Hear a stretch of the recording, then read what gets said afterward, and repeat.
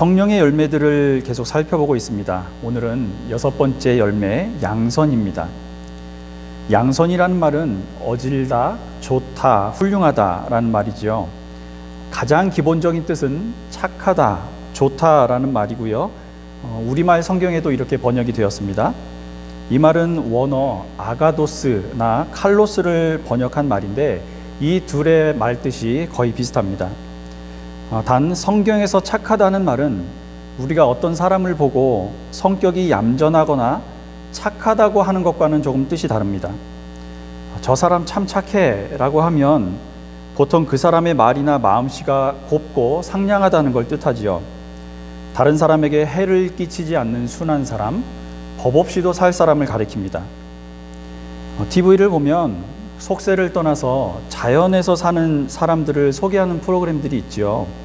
이분들을 보면 남에게 어떤 피해도 주지 않고 자기에게 필요한 것만 최소한으로 소유하면서 참 평화롭게 잘 살아갑니다. 참 착하게 사시는 분들이구나 라는 생각도 들고요.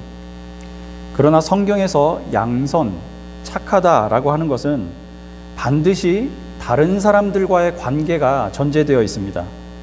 혼자서 남에게 피해 주지 않으면서 조용히 지내는 것은 성경에서 말하는 착한 사람이 아니라는 뜻이죠. 성경에서 착하다라고 하는 것은 너그러운 마음이나 도덕적으로 탁월한 성품이 겉으로까지 행실로 드러나는 사람을 말합니다. 그래서 무언가 결핍이 있는 사람들의 필요를 채워주기 위한 의지가 있는 사람, 또는 타인의 안녕에 관심을 가지고 염려해주는 마음을 가진 사람이 성경에서는 착한 사람입니다. 갈라디아서에 소개된 이 성령의 열매 중에서 양선과 같은 단어를 사용한 예들을 성경에서 좀 찾아봤습니다. 꽤 여러 구절이 나오는데 그 중에 3곳만 보겠습니다. 아마 양선의 의미가 조금 더 와닿으실 것 같습니다. 먼저 에베소서 5장 8절에서 9절입니다. 너희가 전에는 어둠이더니 이제는 주 안에서 빛이라. 빛의 자녀들처럼 행하라. 빛의 열매는 모든 착함과 의로움과 진실함에 있느니라. 빌립보서 1장 6절입니다. 너희 안에서 착한 일을 시작하신 이가 그리스도 예수의 날까지 이루실 줄을 우리는 확신하노라.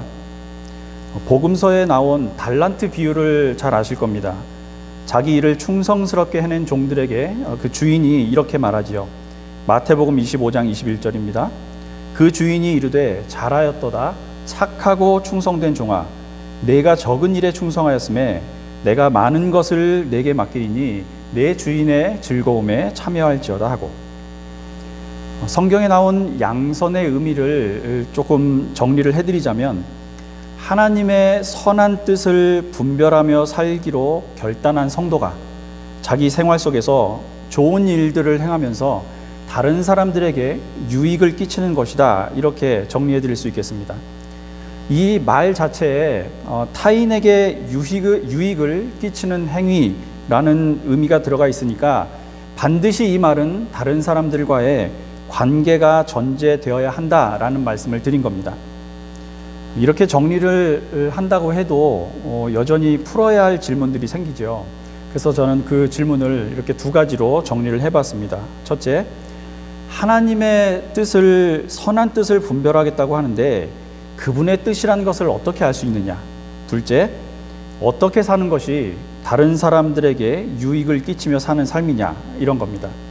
사실 이 2가지 질문이 해결이 된다면 성도로서 우리가 이 땅에서 어떻게 살아야 할지 답을 알고 사는 것과 다름이 없겠지요. 오늘 양선에 대해 말씀을 나누면서 이 2가지 질문에 조금이라도 답을 찾아가시길 바랍니다. 각자 맡으신 일들도 잘 감당하셔서 훗날 하나님 나라의 사업을 우리에게 맡겨주신 예수님께 착하고 충성된 종이다 라는 성적표를 받아드시기를 주님 이름으로 축복합니다. 첫 번째 질문입니다. 우리가 하나님의 선한 뜻을 어떻게 알 수 있느냐? 이 질문에는 모범 답안을 먼저 말씀을 드리는 게 좋을 것 같습니다. 그 답은 알 수 없다입니다. 무책임하고 성의 없는 답변 같지만 사실이지요. 이사야서 55장 8절에서 9절 말씀을 확인합니다. 이는 내 생각이 너희의 생각과 다르며 내 길은 너희의 길과 다름이니라. 여호와의 말씀이니라. 이는 하늘이 땅보다 높음같이 내 길은 너희의 길보다 높으며 내 생각은 너희의 생각보다 높음이니라. 전도서 3장 11절도 한 것 더 보겠습니다. 하나님이 모든 것을 지으시되 때를 따라 아름답게 하셨고 또 사람들에게는 영혼을 사모하는 마음을 주셨느니라. 그러나 하나님이 하시는 일의 시종을 사람으로 측량할 수 없게 하셨도다. 우리는 신앙생활을 하면서 너무나 쉽게 이건 하나님의 뜻이니 순종하십시오 라고 말하는 경향이 있습니다. 힘들었던 일이나 기억에 남을 만한 사건들을 기도로 잘 이겨내신 후에 훗날 이런 고백을 할 수는 있겠지요. 그러나 매 순간 우리가 하나님의 뜻을 확실하게 분별할 수 있는 방법은 있을 수도 없고요. 성경에도 이렇게 살았다는 인물은 한 사람도 기록이 되어 있지 않습니다. 하나님의 뜻은 알 수 없습니다. 이 대답이 우리 인간이 가진 한계지요. 잘난 척하지 말고 끝까지 그분의 뜻을 구해가며 살아야 가는 이유이기도 합니다. 그럼에도 성경에는 하나님의 뜻을 부분적으로라도 분별하고 깨달았던 사람들에 대한 기록이 있습니다. 때마다 그분께 지혜를 구하고 그분의 마음을 헤아리고 그 뜻을 다른 사람들에게 전했던 사람들이 있었지요. 우리는 그런 사람들을 가리켜서 예언자 또는 선지자 이렇게 말합니다. 이들이 하나님의 뜻을 어떻게 알 수 있었는지를 가만히 살펴보면 우리도 그 뜻을 조금이라도 더 잘 찾는 삶을 살 수 있을 겁니다. 예언자나 선지자들은 하나님의 영감에 강하게 사로잡힌 사람들을 말하지요. 그러나 이들이 하나님의 뜻을 전한다라고 하는 것은 하나님께서 그 사람들에게 너희들은 내 백성에게 이러이러한 내용을 전하라 라는 명령을 들은 후에 그 명령들을 글자 하나하나 철저하게 반복하고 암기해서 연습한 뒤에 사람들에게 가서 전한 사람들이라기보다는 하나님 마음을 이해하고 이스라엘 백성들을 바라보시는 그분의 안타까운 심정을 느끼고 그분의 시선으로 세상을 바라보던 사람들이었다, 이렇게 말씀드리는 게 훨씬 바람직합니다. 지난주에 사도 바울이 처음 예수를 만나고 나서 그 눈에서 비늘 같은 것이 벗겨져 다시 보게 되었다는 말씀을 드렸습니다. 율법의 눈, 유대인의 마음과 자세로 세상을 바라보며 기독교인들을 탄압하던 바울이 눈앞에 가리고 있던 비늘 같은 어둠에서 벗어나서 자비와 용서라는 예수님의 가르침에 눈을 뜬 것이다, 이런 의미라고 말씀드렸죠. 하나님의 마음으로 세상을 다시 보게 된 사건이 바로 사도 바울의 눈에서 비늘이 벗겨졌던 일이었습니다. 그 이후 바울 역시 하나님의 마음을 이해하게 되었죠. 그리고 그 시선으로 세상을 바라보게 되었습니다. 그리고 그 이후에 이방인들을 위해 복음을 전하는 사도가 된 거죠. 예언자들이 하나님의 뜻을 분별했던 방법이 바로 이것이었습니다. 그분의 마음을 느끼는 거죠. 그분의 심정과 시선으로 세상의 역사나 질서, 우리 인간들을 바라보려고 노력하는 겁니다. 내 마음만 가지고 바라볼 때는 갖고 싶은 것, 하고 싶은 일들, 이루고 싶은 것들이 보이죠. 그 밖에 다른 것들은 보이질 않습니다. 내가 가야 할 길, 내게 필요한 것들만 보일 뿐이죠. 안타깝지만 어쩌면 보이지 않는 것이 아니라 애써 그것들을 보고 싶지 않아 하는 걸 수도 있습니다. 그러나 하나님이 어떤 마음을 가지고 나와 이 세상을 바라보고 계실까라는 관점을 가지고 세상을 바라보게 되면 우리에게 평소보다 훨씬 더 봐야 할 것들, 지켜야 할 것들, 그리고 내 안에서 버려야 할 것들이 많아지게 됩니다. 하나 둘씩 결단해야 할 것들도 많아지죠. 성경의 예언자들도 하나님의 영에 가득 차서 그분의 마음을 헤아려 보기 시작하니까 그제서야 보이는 것들이 많아졌습니다. 그래서 그런 마음을 들고 사람들에게 찾아가 이렇게 외쳤던 거지요. 회개해라. 제발 그 길에서 돌이켜라. 그 길은 죽음으로 가는 길이다. 당신들도 하나님의 마음을 헤아려 보라는 요구입니다. 그분이 세상을 바라보면 우리 모습을 보고 얼마나 화가 나실까? 얼마나 답답해 하실까? 얼마나 안타깝고 속이 새까맣게 타들어 가실까? 이런 것들이 보이게 된다는 거죠. 예를 들어 볼까요? 인류는 이 땅에 오염물질들이 감당할 수 없을 정도로 많아지고 있다는 것을요, 이미 오래전부터 알고 있었습니다. 그리고 앞으로 몇 년쯤 지나면 그 상황이 임계치에 도달해서 돌이킬 수 없는 수준이 될지까지도 예측하고 있지요. 그만큼 우리 지성은 발달해 있습니다. 이걸 잘 알고 있는 사람들이 여전히 밖에 나가서 사람들에게 이렇게 외치죠. 제발 그만. 이제 우리 땅 오염시키는 걸 멈춰라. 이건 다 같이 죽는 길이 아니냐. 요즘 수요기도회 때 권사님들과 사사기를 보고 있습니다. 지난주에는 사사기 10장을 함께 봤는데, 여기에는 사사를 보내서 구해주는 일을 반복하는 하나님께서 드디어 이런 마음을 품으셨다는 기록이 나옵니다. 나 이제 더 이상 너희를 돕지 않겠어. 사사기에는 하나님을 버리고 이방 신들을 섬겼다는 기록들이 많이 나오는데, 그 중에서도 10장에는 그 우상들의 이름이 7개나 아주 상세하게 나타납니다.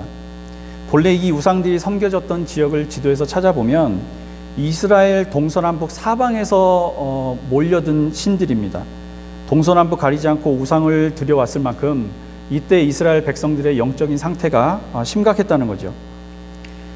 그러다가 이민족들에게 받는 괴로움이 심해지니까 다시 하나님을 찾습니다. 그러자 하나님께서 이스라엘 백성들에게 보이신 반응이 재미있습니다. 사사기 10장 12절에서 14절입니다.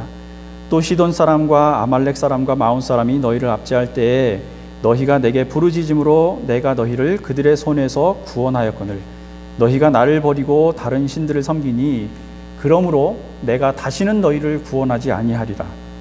가서 너희가 택한 신들에게 부르짖어 너희의 환난 때에 그들이 너희를 구원하게 하라 하신지라. 나는 이제 너희들한테 두 손 두 발 다 들었어.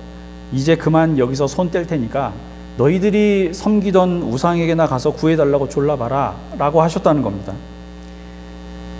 사태가 이 지경까지 되니까 이스라엘 백성들이 다시 한번 고개를 숙이고 솔직하게 자신의 죄를 고백합니다. 15절입니다. 이스라엘 자손이 여호와께 여쭈되 우리가 범죄하여 싸우니 주께서 보시기에 좋은 대로 우리에게 행하시려니와 오직 주께 구하옵나니 오늘 우리를 건져내옵소서 하고, 그리고 실제로 자기들 생활에서 이방 신들을 없애버리고 하나님께 돌아오지요. 상황이 이 정도 되니까 하나님의 마음이 근심으로 가득하게 됩니다. 사사기 기자는 그런 하나님의 마음을 이렇게 표현해 놓았습니다. 16절입니다. 자기 가운데에서 이방 신들을 제하여 버리고 여호와를 섬김에 여호와께서 이스라엘의 곤고로 말미암아 마음에 근심하시니라. 우리말로는 여기에서 마음에 근심하시니라 라고 해석이 되어 있는데, 원어 표현을 찾아보면 그분의 마음이, 그분의 영이 심하게 짧아졌다라는 뜻입니다. 너무나 슬프고 비통해서 짜증이 나거나 참을 수가 없어서 안타까워 죽을 지경이라서 마음이 쪼그라드는 것을 의미하죠. 비슷한 우리말 표현이 있습니다. 애가 마른다, 애가 끓는다 라는 표현이죠. 속에 있는 창자가 말라 비틀어 버릴 정도로 도저히 참을 수 없는 마음입니다. 다시는 너희를 구해주지 않겠다는 말씀이 화가 나고 창자가 끊어지듯 안타까운 심정에 하신 말씀이라는 것이 드러나는 구절인 거지요. 이 땅을 바라보시는, 내 마음을 바라보시는 이 탐욕스러운 인류를 애가 타고 안타깝고 화도 나는 마음으로 바라보시는 하나님의 이 마음을 헤아리며 공감하는 것이 예언자들이 품었던 마음입니다. 그리고 이런 하나님의 마음에 공감하겠다는 생각과 결단이 곧 그분의 뜻을 분별하는 방법인 거지요. 그리고 그분의 시선으로 세상을 보는 연습을 하셔야 한다는 겁니다. 자, 다음 질문입니다. 그러면 어떻게 사는 것이 다른 사람들에게 유익을 끼치며 사는 것입니까? 신앙을 갖지 않는 사람들은요, 종교를 가진 사람들을 바라볼 때 적어도 자기들보다는 착하거나 진실하기를 기대합니다. 그런데 우리 삶이 그들의 기대 또는 그들의 삶에 미치지 못할 때가 있죠. 우리의 도덕성이나 행위가 신앙이 없는 사람들보다 떨어질 때 사람들은 성도에 대해서 실망합니다. 그리고 신뢰하지 않게 되죠. 그리고 이런 패턴이 지속되면 그 성도 한 사람이 아니라 그 사람이 믿는 종교 전체에 대한 거부감으로까지 이어집니다. 그리고 이런 현상은 사람들 사이에만 있는 게 아닙니다.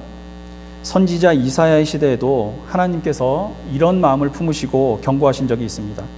이사야서 1장 11절에서 13절입니다.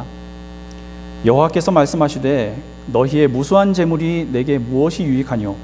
나는 수량의 번제와 살진 짐승의 기름에 배불렀고 나는 수송아지나 어린 양이나 수렴소의 피를 기뻐하지 아니하노라. 너희가 내 앞에 보이러 오니 이것을 누가 너희에게 요구하였느냐? 내 마당만 밟을 뿐이니라. 헛된 재물을 다시 가져오지 말라. 분향은 내가 가증히 여기는 바요 월삭과 안식일과 대회로 모이는 것도 그러하니 성회와 아울러 악을 행하는 것을 내가 견디지 못하겠노라. 자, 이 구절을 보시면서 하나님의 분노와 답답한 마음이 느껴지십니까? 저도 읽을 때마다 그러게 이 사람들은 왜 이렇게 말을 안 들은 거야? 잘 좀 하지, 이런 생각이 듭니다. 그런데 이 이사야의 말씀에는 이렇게 답답해 하시는 하나님 말씀 말고요, 한 가지 사실이 분명하게 더 드러나는 게 있습니다. 그것은 당시 이스라엘 사람들이요, 종교 생활을 너무나 성실히 너무나 열심히 하고 있었다는 점입니다. 하나님께서 정해주신 절기와 규칙들을 목숨을 걸고 지켰지요. 요즘으로 말하면 11조나 주일헌금, 감사헌금, 어떤 헌금도 빼먹지 않고 교회 모든 예배나 모임에 한 번도 빠지지 않을 정도로 열심히 참여하고 있었던 겁니다. 그런데 하나님께서는 이런 모든 종교적인 예물이나 행위들을 이제 제발 그만하라는 겁니다. 너무나 감당하기 힘들다고까지 하시더니 급기야 너희들이 갖다 바치는 이것들이 가증스럽다라고까지 표현하시거든요. 이들이 하나님께 이런 책망을 들은 원인은 분명했습니다. 가짜 믿음 때문이었죠. 재물을 가지고 성전에 와서 열심히 제사만 드린 이스라엘의 행위 때문이었습니다. 예배 때의 모습과 일상생활의 모습이 구분되는 것이 가짜 믿음이지요. 헛된 재물이라는 것이 바로 이 이사야 선지자의 가르침입니다. 그래서 로마서 12장 1절 이하에는 바람직한 예배를 이렇게 설명하고 있습니다. 그러므로 형제들아, 내가 하나님의 모든 자비하심으로 너희를 권하노니 너희 몸을 하나님이 기뻐하시는 거룩한 산 제물로 드리라. 이는 너희가 드릴 영적 예배니라. 너희는 이 세대를 본받지 말고 오직 마음을 새롭게 함으로 변화를 받아 하나님의 선하시고 기뻐하시고 온전하신 뜻이 무엇인지 분별하도록 하라. 하나님이 기뻐하시는 삶, 참된 영적인 예배가 여기 있습니다. 2절 하반부를 다시 보겠습니다. 하나님의 선하시고 기뻐하시고 온전하신 뜻이 무엇인지 분별하는 겁니다. 초반부에 제가 정리해드렸던 양선의 뜻을 다시 한번 떠올려 보십시오. 하나님의 선한 뜻을 분별하며 살기로 결단한 성도가 자기 생활 속에서 좋은 일들을 해가면서 다른 사람들에게 유익을 끼치는 것이다, 이렇게 정리해드렸습니다. 지금 말씀드린 이사야서 구절이 성도로서 다른 사람들에게 유익을 끼치는 양선이 아니라 예배와 관련이 더 있는 내용이 아니냐, 이렇게 물으실지도 모르겠습니다. 그러나 이런 구절들, 그리고 성경에 기록된 이스라엘 역사가 우리에게 보여주는 귀중한 진리가 하나 있죠. 그건 우리 일상생활에 문제가 생기면 종교생활 자체의 의미가 없어진다는 겁니다. 이사야서 표현대로 하자면 선한 행위가 없는 신앙을 하나님께서는 가증한 것으로 여기신다는 겁니다. 이 가증하다라는 말은요, 원어로 토에바라고 합니다. 몹시 싫어하고 구역질 날 정도로 혐오하는 것, 역겨운 냄새가 나는 것처럼 미워하는 것, 몹시 싫어하고 지긋지긋하게 여기는 것, 이런 걸 뜻합니다. 그래서 하나님께서 가증스러운 것이다 라고 표현하신 행위들을 구체적으로 찾아보면 이런 것들이 있습니다.